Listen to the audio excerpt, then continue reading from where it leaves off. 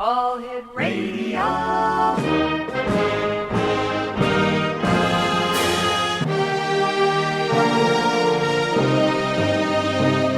Welcome to the X Zone, a place where fact is fiction and fiction is reality. Now, here's your host, Rob McConnell.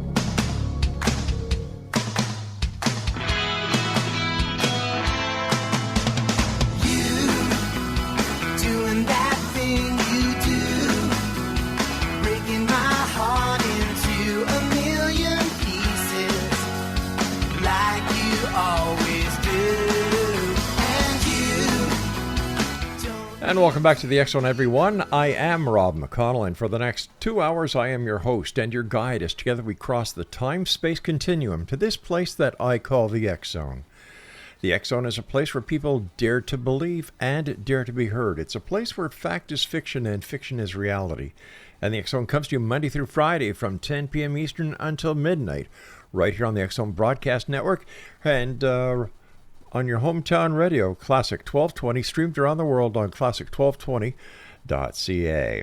Now, if you'd like to send me an email, maybe there's a guest you'd like us to contact for you or to bring on the show, or maybe you're somebody who believes you'd be a great guest on this show to share your information with the X Zone Nation, it's very simple. Just send me an email, xzone at classic1220.ca. That's xzone at classic1220.ca.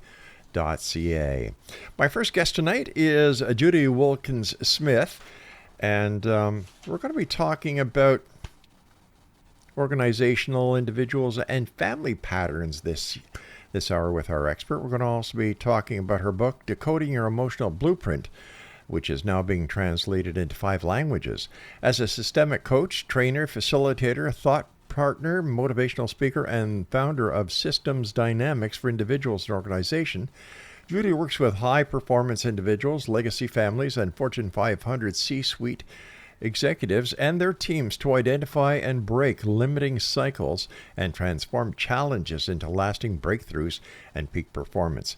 She is widely respected for leading fearless transformation and illustrating how even the biggest train wreck is simply a doorway to the next incredible possibility waiting beyond perceived brick walls. Now, joining us from the state of Texas is Judy Wilkins-Smith. And Judy, welcome to the X Zone. Thanks, Rob. It's good to be with you. We're even sharing your cold. Yes, we were talking about that before we went on air, and you know, there you are sitting at a balmy 19, while we here in St. Catharines are kind of shivering, to say the least, at minus 25 right now. But I'm sure I'll take mine. Okay, but I'm sure this conversation is going to warm up to a lot of people because you're going to be covering a lot of very important messages and information that we can share with our guest tonight. First of all, let me ask you how you got started in doing what you do. Yeah, very oddly, actually. My father was killed, and it was a question of writing books or going crazy. So I figured writing books was probably a better option. And while I was doing some research for one of the books, I stumbled into a person who was doing systemic work in constellations, and he said, come study my work and I'll help you with the book. So I studied the work and got zero help with the book. But that kind of put me onto a track where they then asked me if I could do that for individuals, could I do it for large companies? And so I work with some of the largest companies in the world and their executives, and of course, everyday people. So I run the gamut. How does it make you feel when you sit back and realize how many people you made such a positive change in their lives and put them on the road to self-awareness and success?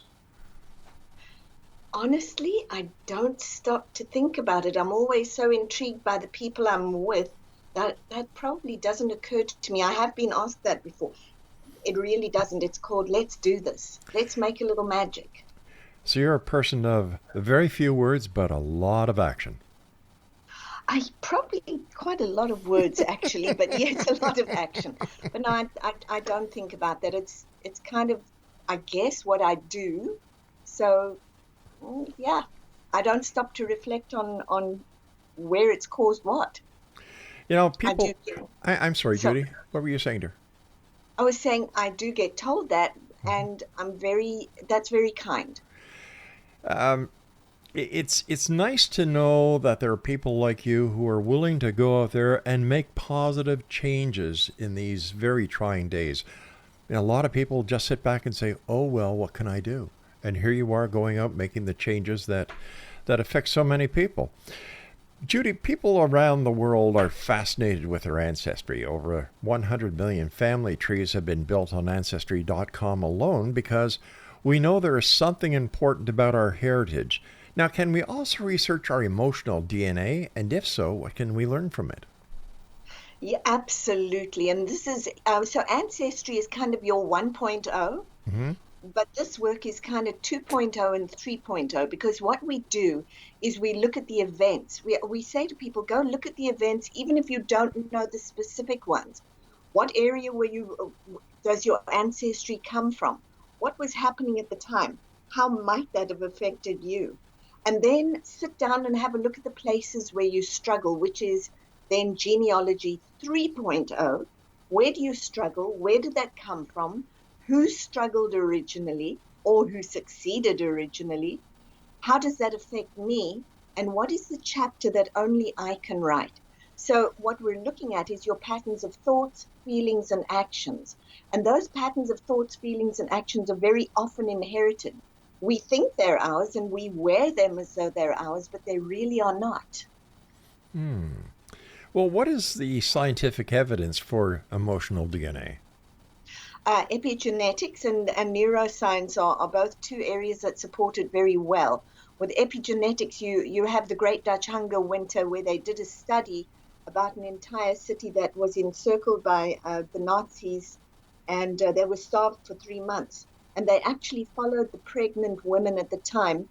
And if you read the study, it shows very clearly that not only were they affected by what was happening, but so were their children, who then had problems with eating and stress, and their children's children and their children's children's children. And so now multiple studies have been done on that. The one on 9/11 was another one. And it's been very clearly shown that trauma, amongst other things, is passed on from generation to generation. It actually activates the gene markers. So people really do bring luggage with them from one life to the next? They really, really do. And here's the beauty of that. They bring baggage and they struggle until they begin to see that the reason they're struggling is because the pattern is there to say to them, I'm tired. You need to do me differently. Please change me. Or please, if it's something positive, please grow me. And so the purpose of the patterns and the struggles, or the provocations, if you will, is exactly to point you in the direction of your purpose. It's a beautiful thing. Now, what is systemic work? Systemic work is the study of you within a system. So how did you come to be you? What are your thoughts, feelings, and actions around religion, around relationships, around money? Where did they come from? When did that first start for you? What were you doing at the time? What was happening in your life? Why is this little pattern so persistent? It's because it's asking you to be the change agent. How easy is it for us to change? It's actually not so difficult. I'll tell you the recipe. Okay. Recipe is this. It's called head, heart, gut.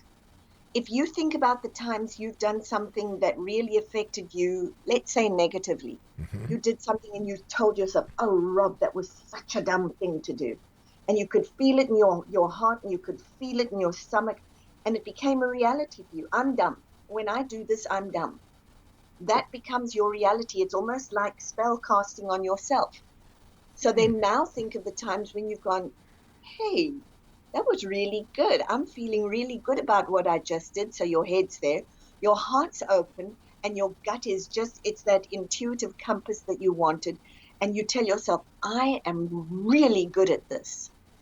Now you've cast another spell, or what we call emotional DNA. This is how it's created. It's got to be a head, heart, gut alignment and buy-in. And we're doing it all day long, Rob. We're just not aware of it. But when you become aware of it, that's when the magic happens. So it's basically cause and reaction, cause and effect that we're doing on a daily basis, but we just don't realize we're doing it.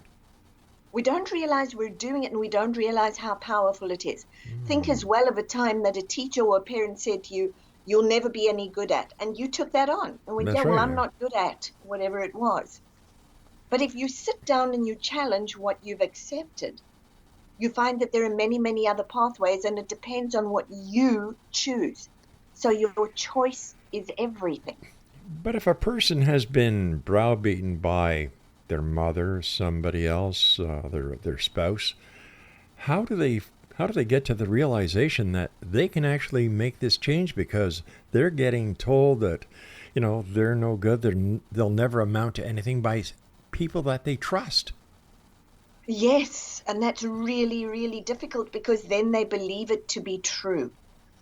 So there are a couple of ways. One of them is when you get sick and tired of being sick and tired of being sick and tired, and you look for something new, that's when this little piece starts to go, well, is that the truth? And I always invite people, if someone is telling you you're bad, useless, or incapable, be very aware that they're not particularly on your side, Yeah. and move away.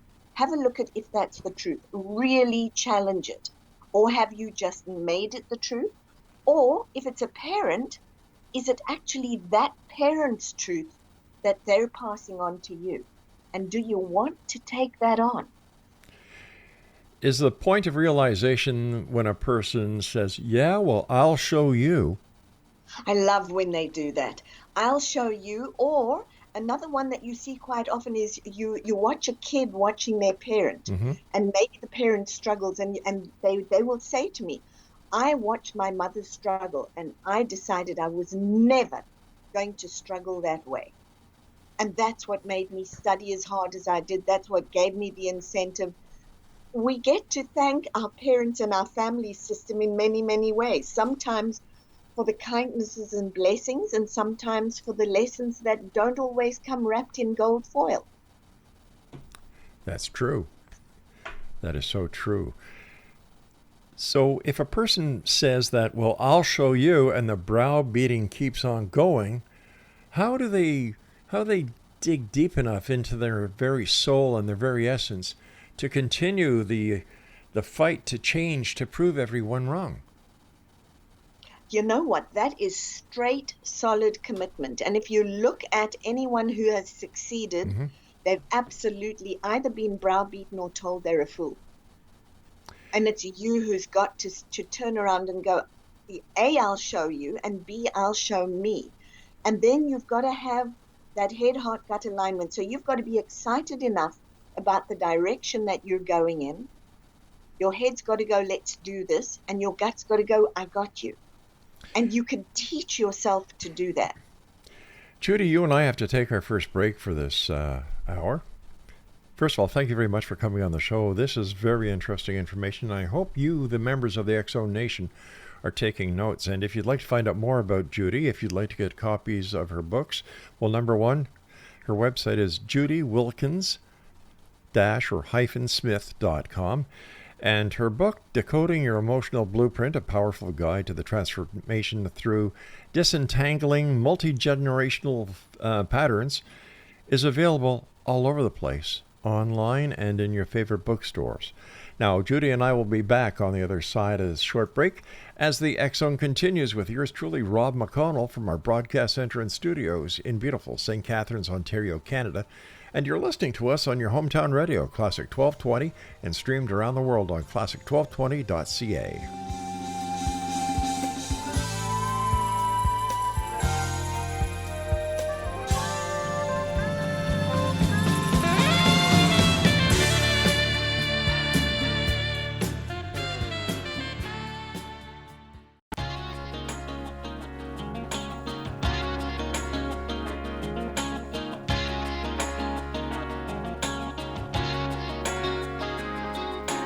Need I say I love you?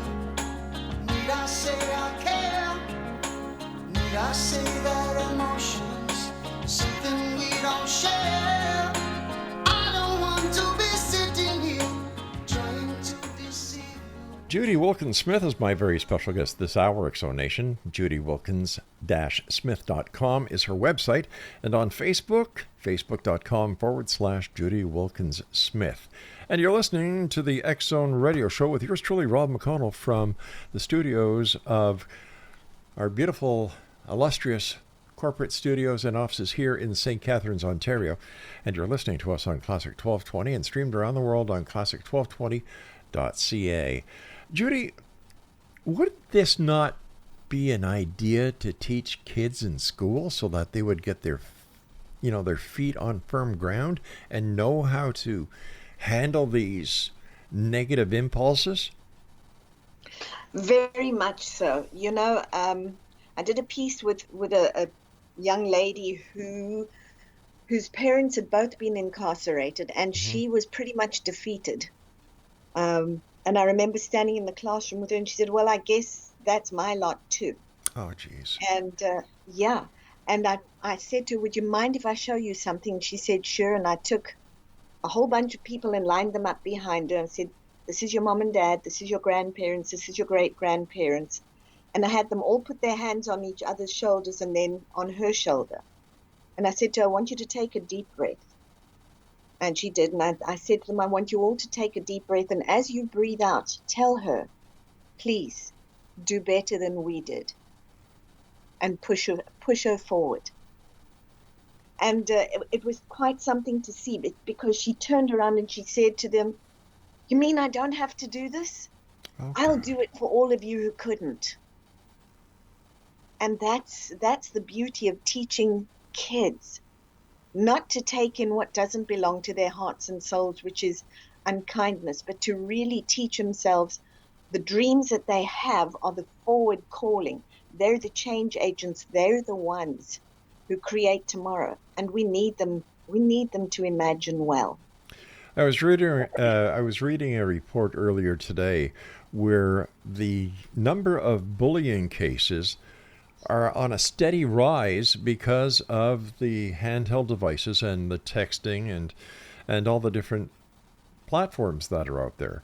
We thought years ago that by now this would be eradicated because we were teaching the children and the kids the difference between right and wrong, internet courtesy, and it was going to be eradicated. But here we are in the year 2024, and the statistics just keep on climbing. When you've got a child at school who is under a lot of peer pressure, and you don't just have one person sending you negative information or negative vibes, but 2, 3, 4, 5, 6 people doing this to you, how does a child, a student, a teenager, how do they use your method to solve this problem? Well, so I'm going to tell you the first thing that I tell them. Okay, you're being bullied, and I want you to just watch as your life unfolds for you. Because guess what? They're all going to be working for you when you grow up. Because very often your leader is the quiet one, is the one who may get bullied. It teaches them in some ways, I know for some of them, to be kind to others, but for some it's overwhelming. And so what I ask them to do is I ask them to remember when that began for them, and again, what was happening in their life.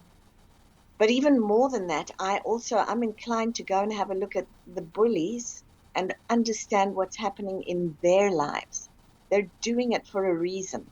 I want to understand, because unless and until we do, what you then get is victims and perpetrators. And victims and perpetrators are, all that happens if we don't disentangle this is that they keep swapping places. Yesterday's victim can often become tomorrow's perpetrator, only 10 times worse if this hasn't been resolved. So what we do is we have a look at what are the words that we use about ourselves when we're being bullied. What do we tell ourselves? Because that's really important. What we tell ourselves often becomes our truth, and it can either rescue us or it can bury us. So I ask them to sort out between the rescuer and the barrier. If it's burying you, step away, take a breath, put down the device, Go and look for something else. In fact, if you can, look for an adult and say, this is too much. I'm too small for this. But don't ever be afraid to ask for that help. Don't be afraid to also look at that and go, you don't know me. You have no idea what my pattern is. But I can teach myself what the pattern is and how to overcome it. So the first thing you want to do is, instead of trash talk, you've got a transformation talk. You don't get to trash talk yourself, because that becomes too easy. You get to remind yourself, these are people doing things that don't need to have an impact on me. Put down the device. Honestly, put down the device. I was also reading in the same report that in the United Kingdom, in the province of Quebec, here in Canada, iPhones and electronic handheld devices are no longer allowed in the classrooms. Nor should they be. Yeah. Judy, you talk about constellations, and what are constellations and why are they so effective? So a constellation, yes, is super effective. It's one of the reasons that people come to the events that I host, is precisely to have a constellation. And what it is it's a 3D representation of what goes on inside your head. So you have something that bothers you, and it's very difficult to sort that out in your head. I mean, you can reason it, but you cannot see the connections, the disconnections, the obstacles, the possibilities. But when we take all of the components of your issue, we choose live representatives, and then we ask the client to place those representatives in relationship to each other. Now you've got a living, breathing, interactive map of what's going on inside your brain. And then we start to have the conversations that I talk about, those inner conversations. Tell me what you think about. What's happening now when? Why is your father standing so far away? Why is your mother so close? And as we have those conversations and they hear themselves, we then also begin to change up some of those self-limiting conversations. First, we look at where it came from and to whom it belongs and what created it. And then we start to flip it around and create something else. Now, here's the piece. There are a number of them. First of all, because you're seeing it and hearing it and standing it and walking in it, you're now having an embodied experience which leads to those aha moments that you often hear described. It's a very strong, it's a visceral body, mind, heart shift. So we have that piece. Now, with that piece in place, you've also got the forward movement happening. In other words, what do I want? And you've got the pattern that needs to stop begins to settle. So you've got a whole lot of internal settling that's happening for you. And you also find that you're taking yourself to the next level. So by the time you're finished with a constellation, and that takes anywhere from, 45 minutes to about an hour and a half, by the time you've finished, you are usually not quite the same person who walked in. You've shifted, and the shift holds. And this is what really strikes people. It shakes them to their core, and then it rearranges their core. Wow. How can we best identify the inherited family patterns that are not ours and no longer serve us? Those would be the ones that make you angry, mad, sad, annoyed, frustrated, unhappy, all of those. Those are the ones that usually do not belong to you, and they're trying to stop. And in fact, you will often see multiple siblings in a family carrying a similar pattern. That tells you that it goes back generations. And so what you do is you look at those, you look at where they started, and then you begin to realize, hey, these really don't belong to me. It's time for someone to do this very differently. And again, if you're committed, if you're present, and if you're focused, and if you're sick and tired of being sick and tired, then often that's when the snap and the change happens. But isn't it possible that these characteristics that we think are inherent are actually characteristics that we pick up from our parents or our brothers and sisters or our friends, and it has nothing to actually do with the inherited traits? And how do we differentiate them from inherited traits to copied traits? Inherited traits will come down two ways. One is epigenetically. The other, of course, is word of mouth, acknowledgement of action. So copy is exactly one of the two ways. The copy and paste is what we've got. Bear in mind that if you're copying your parent, they copied their parent, who copied their parent, who copied their parent. Oh, wow. So, yep, you pretty much inherited it by copy-paste.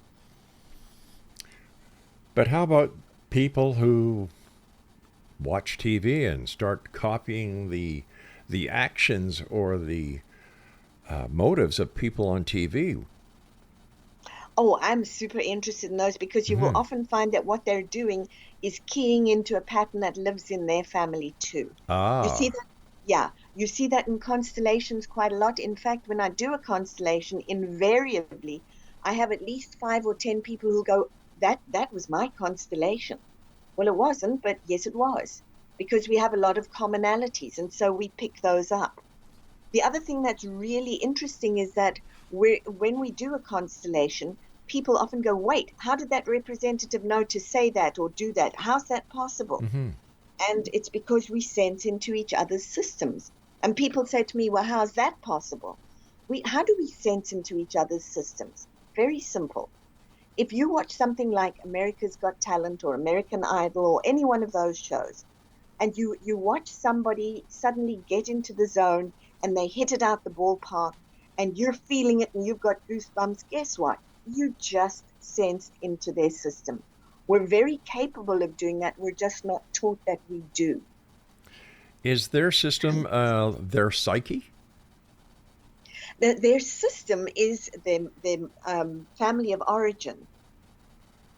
And the psyche, of course, is also part family of origin.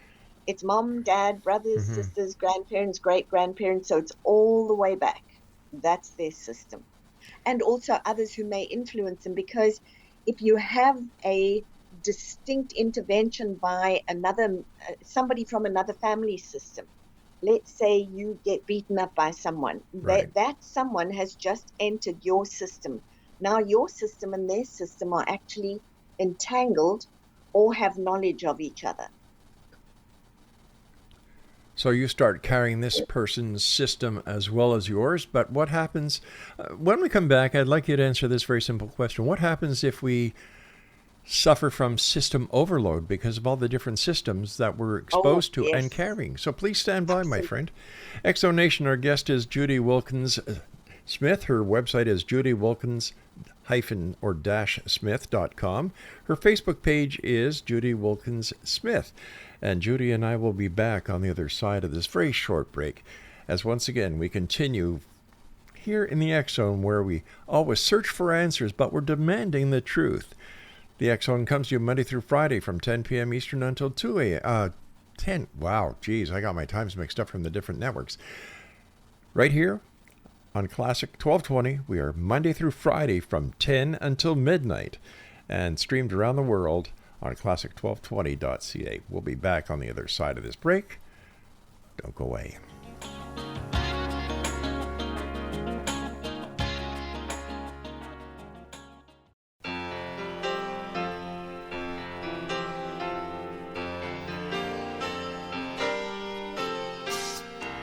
Hello, yeah, it's been a while. Not much. How about you? I'm not sure why I called. I guess I really just wanted to talk to you. And I was thinking maybe... And welcome back, everyone. This is the X Zone. I'm Rob McConnell, and we're coming to you from the Broadcast Center and Studios in St. Catharines, Ontario, Canada, in the beautiful Niagara region. Right here on your hometown radio, Classic 1220, and streamed around the world at classic1220.ca. A couple of people at Classic 1220 I'd like to say hi to, and of course, I'm talking about a couple of friends of mine, the news and sports director, Chuck LaFleur. I had the pleasure of working with Chuck many years ago, in fact, 30 years ago, right here on this station when it was CHSC, and Joe Gurney, who has to be, in my humble opinion, the best broadcast engineer in Canada when it comes to radio, both AM and FM, and he is also an internet guru. And then my good friend, the music and programming director here at Classic 1220, Peter Borley. So to you guys, thanks very much. It's a pleasure. And I enjoy working with you guys since we've known each other all these years. And of course, I can't forget Pete Dichter. Pete and I go back a number of years. In fact, Pete was one of the very first people who saw the X-Chronicles newspaper that we publish each and every month grow and grow and grow, from the idea to the conception to the very first printed copy. It's great working with friends. That's what it's all about. You and I were talking about what happens if you get all this information and all these systems that keep on piling up because of your interaction with people, and every time you interact with people you're getting into their system. So what happens with system overload? First of all, the first thing I teach people when they come and work with me is quit eating other people's pizza. It's dirty. Don't do that. Love it. So, but we do pick up, if we're not careful, you can pick up a lot of other people's systems. And typically what you'll see is somebody who walks in who says, I take care of this one, and I take care of this one, and I take care of this one, and I'm responsible for that one. And you can just see the heaviness. And so what I'll often do, because I like to work experientially, is I will ask everybody in the room for their heaviest case or whatever it is they've got, and I'll get the person to hold it. All of it, until they're just about dropping, and say to them, well, that's what you do every day. Do you want to keep doing that?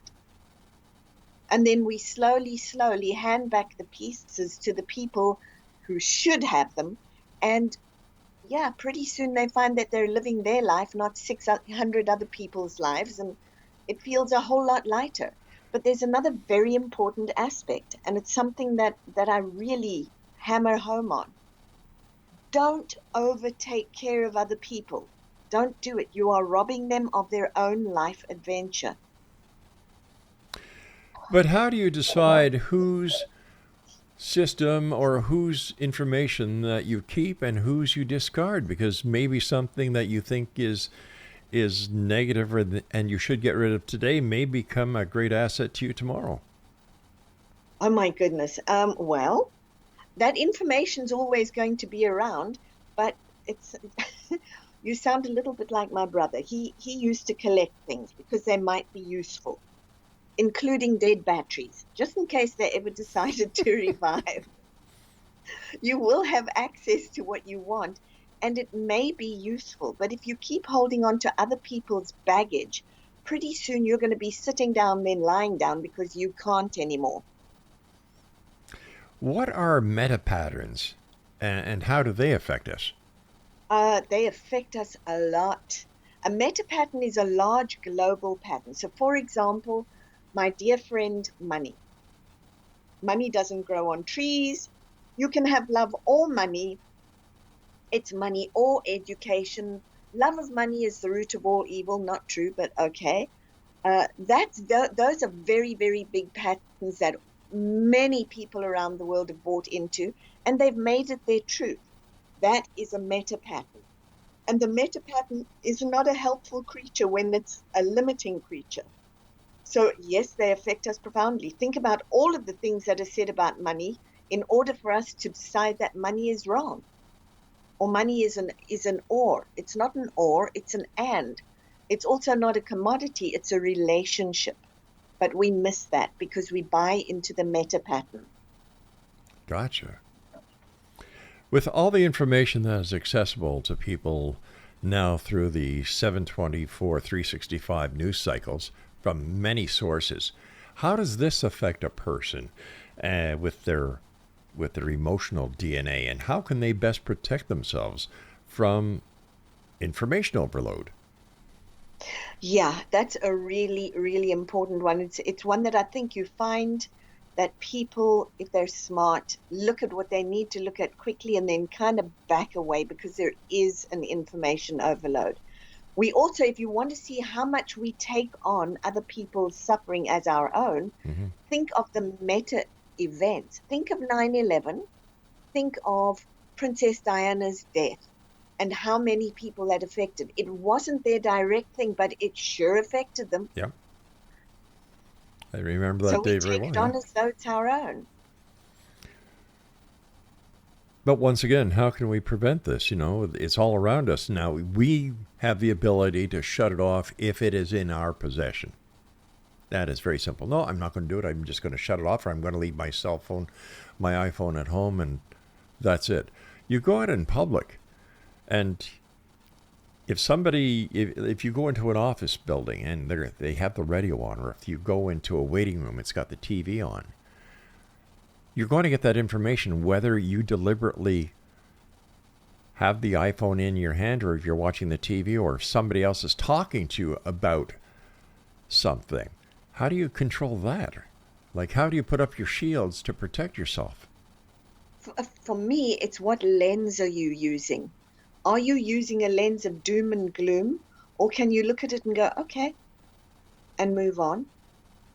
Because we don't always do that. We tend very much to go to doom and gloom and everything that's wrong. I think probably the counterfoil for that is what's right. What's right in your world today? What went well?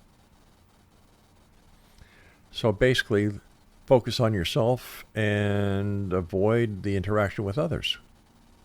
I wouldn't even say that. I would say focus on yourself and focus on the way that you want to be and feel.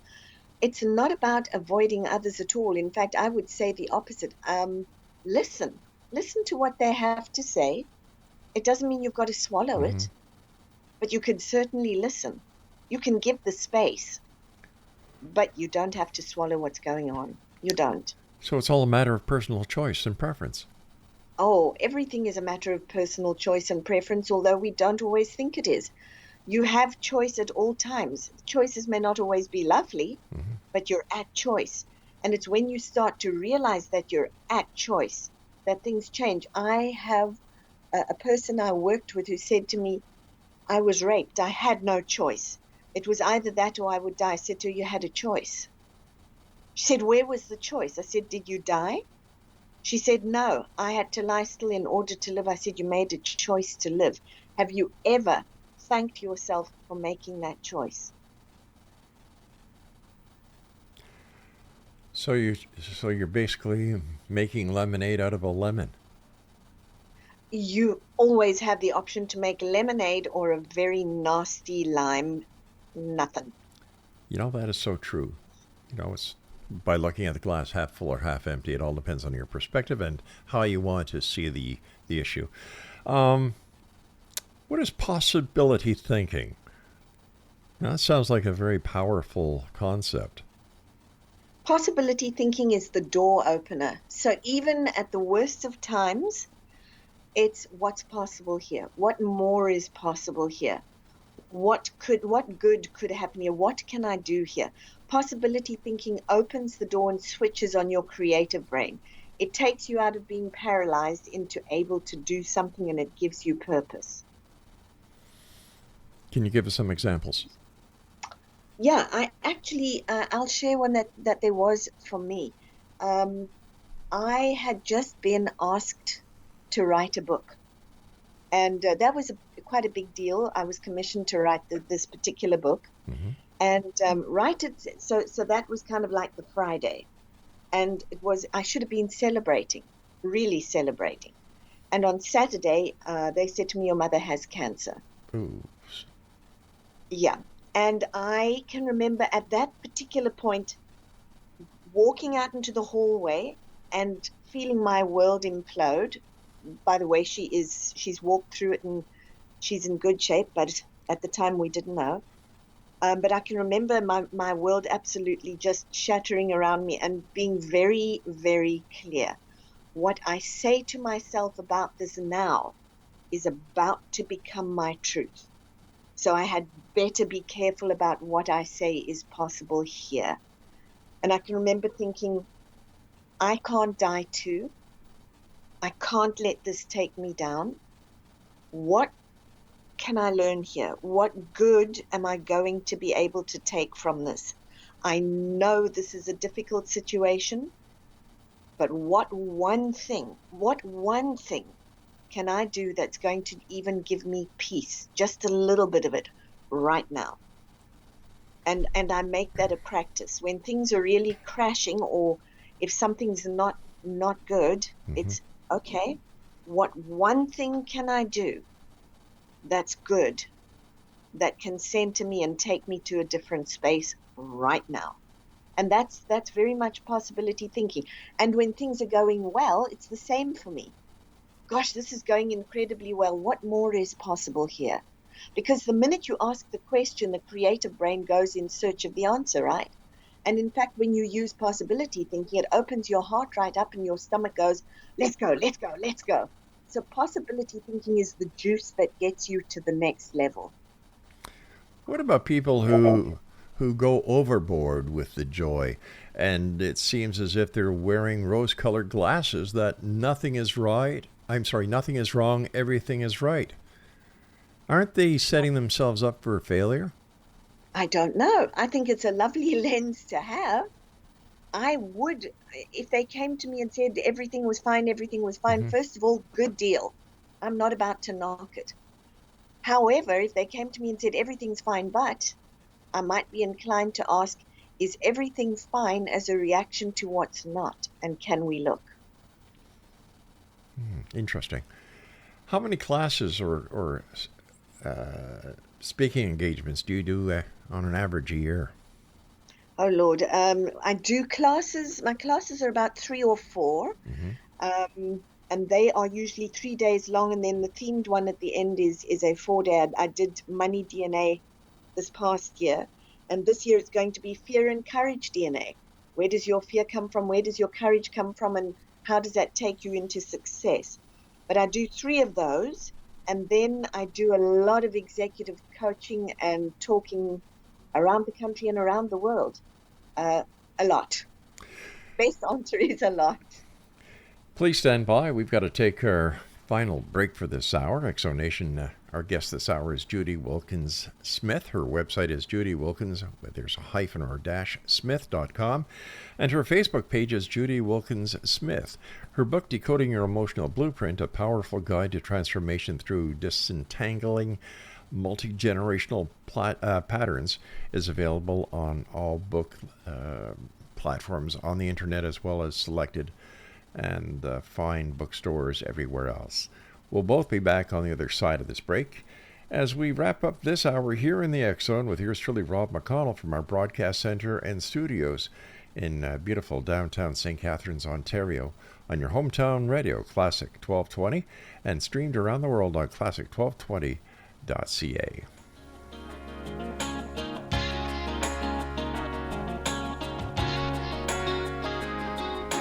Need I say I love you? Need I say I care? Need I say that emotion?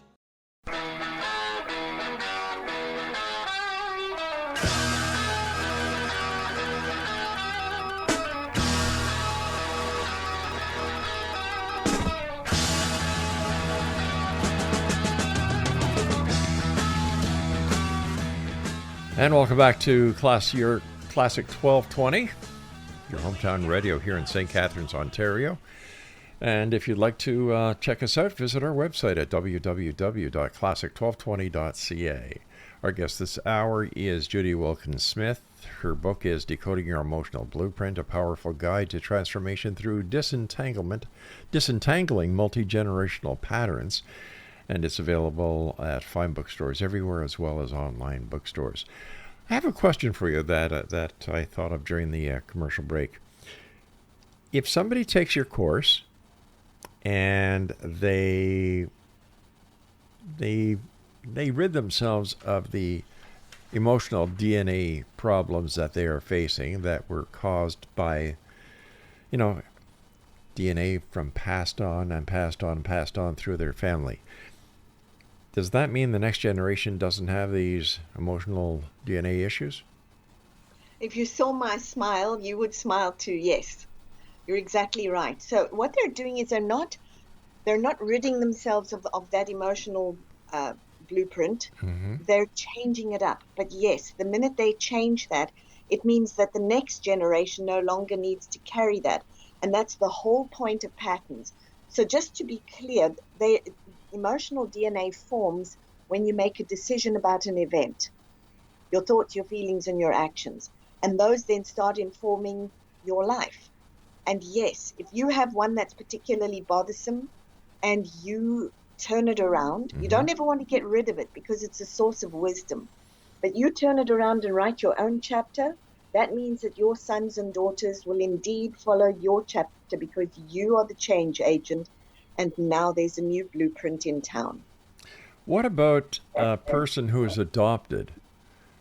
Now, we don't know what their emotional DNA is.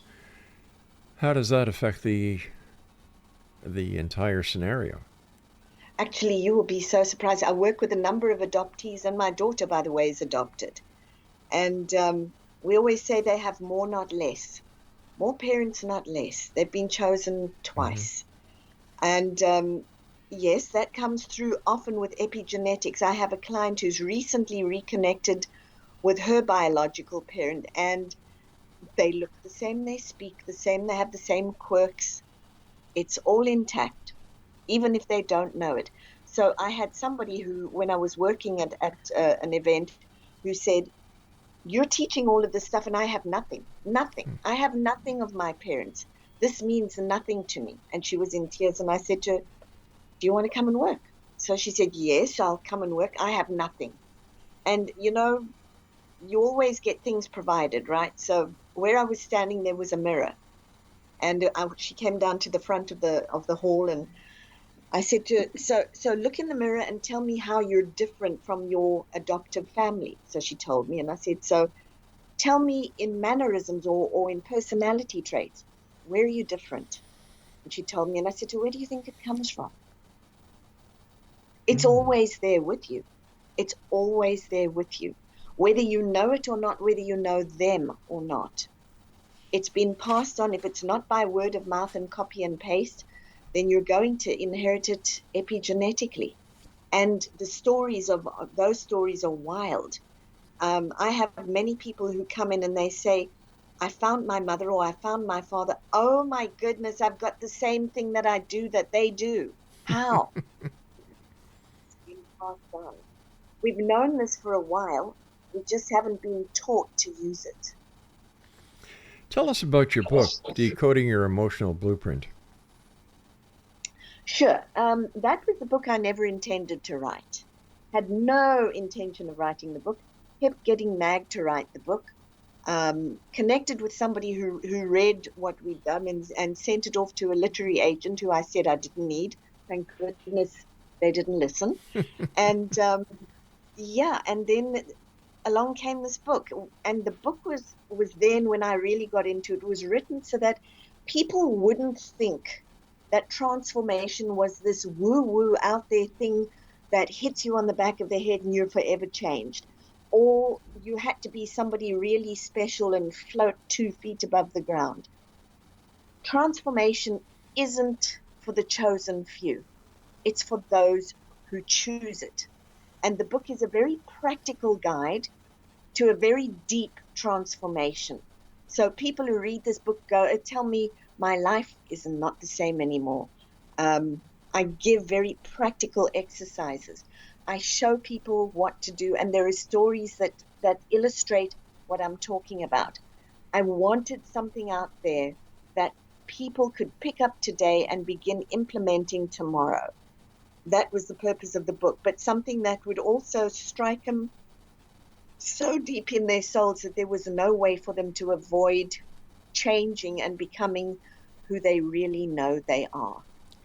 What is some of the feedback you get from people who have taken your courses and have read your book? Well, one of them is that their lives will never be the same again. When they did Money DNA, I had a lot of people reach out to me and say, hey, I've never had a financial year like this year. Mostly people will say to me, or often they will say to me, this is a place where I feel safe enough to go all the way through whatever it is that's bothering me and finally emerge being who I thought I might be. So I hear that a lot. And I hear a lot of people who will say to me, I hadn't spoken to my mother in 20 years, and right smack in the middle of your event, my mother called me. How is that possible? Well, it happens. When you shift, the entire system has to shift also. But if you shift and the system shifts, that means a lot of other people and a lot of other events also have to shift. This is true. So how do we know that this is actually the pebble in the pond scenario, where you drop a pebble in the pond, you have one little circle that emanates from where that pebble, and if you throw in a couple of other pebbles, you get these same circles that are intersecting with each other. So is there cause and effect in this situation as well? Because if you do something that changes, the events that are affecting other people. Absolutely. Yeah. So what happens for you is, instead of it being cause and effect, when you start to make conscious choices, you cause an effect. So I understand you're causing an effect, but the effect you're causing also affects other people. And how do we know that the effects that are being caused to other people are actually positive and not some adverse effect? Well, unless you're putting out malintent, it's pretty unlikely. What you may do is stir people up.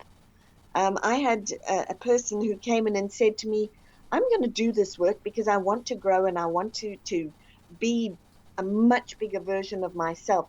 But I'm telling you now, my family will never, ever go for this stuff. Never. And I've seen all of their family. Because each one who came in said, that person did not drown us and did not, thank goodness, verbally vomit all over us with what they'd learned. But she changed so profoundly that we wanted to come in and find out what that was about.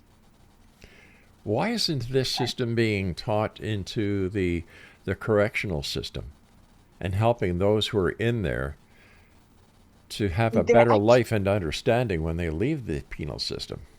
There actually was a gentleman who was doing that. I don't know if he still is, but there was one. But you're so right. This work should be taught there.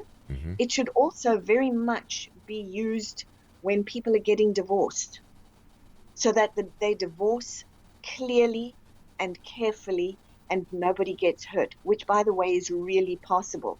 When you use this work in divorcing parents who don't get children, who have to make choices. It's used in relationships. It's very much used in finances and in success and well-being. But yes, the whole aim of the book as well, besides getting people to be able to do this for themselves, was for as many people as possible to pick up the book, make the choices, and change their lives. In fact, our goal is 1.4 million. And so as many people as possible, because we know that at that point, consciousness is starting to become widespread. I think your book would also be a great asset to people who are looking at getting married. Oh, absolutely. Yeah. Oh, absolutely. This is when I wish you were at an event with me so I could show you. Because yes, just picture in your mind for a minute, two people looking at each other, and they're either getting married or they've gotten married, and they're having arguments and they don't understand why. And what I'll often do is line up each one's representatives for each one's family system behind them. And then say to them, I want you both to step to one side. So each take a step to the right. Now have a look at who's really arguing with whom. Fascinating.